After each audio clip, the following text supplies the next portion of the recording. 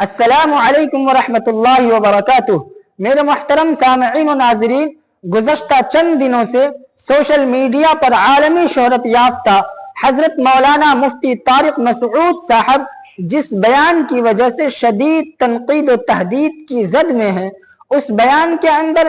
جن ساری باتوں پر ہمارے علماء کرام نے گرفت فرمائی تھی، ان ساری باتوں کی تفصیل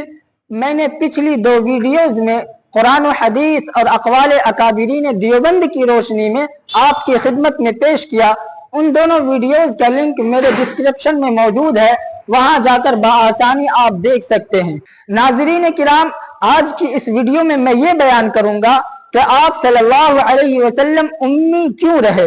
آپ صلی اللہ علیہ وسلم کے لیے لکھنے پڑھنے کا قدرت کی طرف سے انتظام کیوں نہیں کیا گیا، اور آپ صلی اللہ علیہ وسلم حصول علم کے مادی ذرائع سے بے نیاز کیوں رہے، آپ صلی اللہ علیہ وسلم کے امی رہنے کی کیا حکمت ہے۔ ناظرین کرام، ایسے تو آپ صلی اللہ علیہ وسلم کے امی رہنے کی بہت ساری حکمتیں ہیں، لیکن ان حکمتوں میں سے صرف 4 حکمتیں آپ کی خدمت میں پیش کرتا ہوں، بغور سماعت فرمائیں۔ آپ صلی اللہ علیہ وسلم کے امی رہنے کی پہلی حکمت تو یہ تھی کہ یہودیوں کی کتابوں میں آخری نبی کی نشانیوں میں سے ایک نشانی یہ بھی بیان کی گئی تھی کہ وہ آخری نبی امی ہوں گے۔ اب اگر آپ صلی اللہ علیہ وسلم امی نہ ہوتے، اگر اللہ تبارک و تعالی کی جانب سے آپ صلی اللہ علیہ وسلم کے لیے اس دنیا کے اندر پڑھنے لکھنے کا انتظام کیا جاتا تو پھر یہودیوں کو ایمان نہ لانے کا بہانہ مل جاتا۔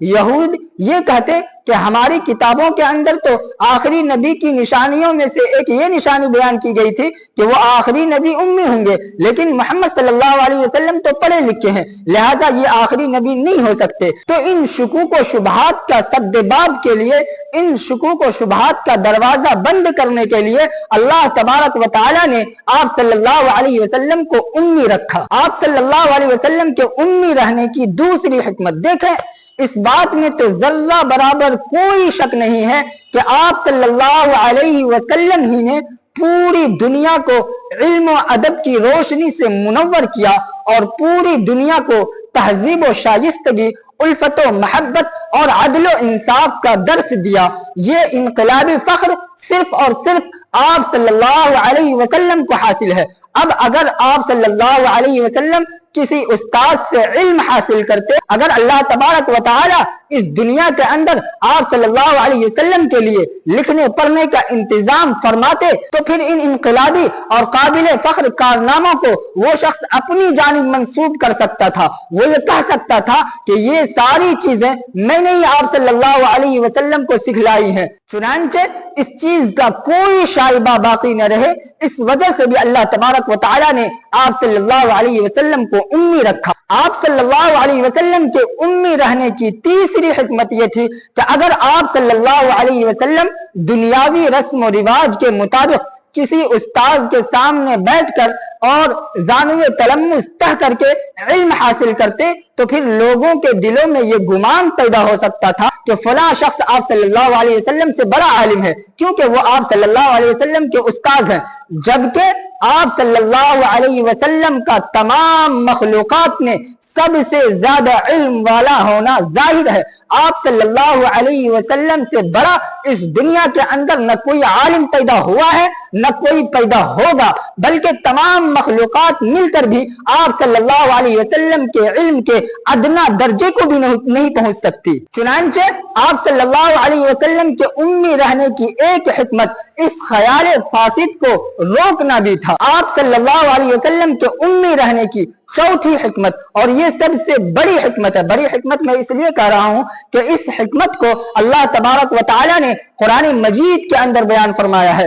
سورہ عنکبوت پارہ نمبر 21 کے اندر اللہ تبارک و تعالی کا ارشاد ہے، وَمَا كُنْتَ تَتْلُو مِنْ قَبْلِهِ مِنْ كِتَابٍ وَلَا تَخُطُّهُ بِيَمِينِكَ إِذًا لَارْتَابَ الْمُبْطِلُونَ، کہ اے میرے حبیب، آپ اس سے پہلے نہ کوئی کتاب پڑھ سکتے تھے اور نہ اپنے ہاتھ سے کچھ لکھ سکتے تھے۔ اگر آپ لکھنا پڑھنا جانتے، اگر آپ کچھ لکھتے یا پڑھتے تو پھر باطل پرست لوگوں کے دلوں میں شک و شبہ پیدا ہو جاتا، باطل پرست لوگوں کے دلوں میں یہ گمان پیدا ہو سکتا تھا کہ یہ قرآن مجید اللہ تبارک و تعالی کا کلام نہیں بلکہ یہ محمد صلی اللہ علیہ وسلم کا نعوذ باللہ بنایا ہوا کلام ہے۔ تو قرآن مجید کے کلام اللہ ہونے میں ذرہ برابر کوئی بھی شک کی گنجائش نہ رہے، اس وجہ سے بھی اللہ تبارک و تعالی نے آپ صلی اللہ علیہ وسلم کو امی رکھا، اور جب آپ صلی اللہ علیہ وسلم امی رہے تو ایسا معجز اور بڑے بڑے فصحاء اور بلاغا کو عاجز کر دینے والا کلام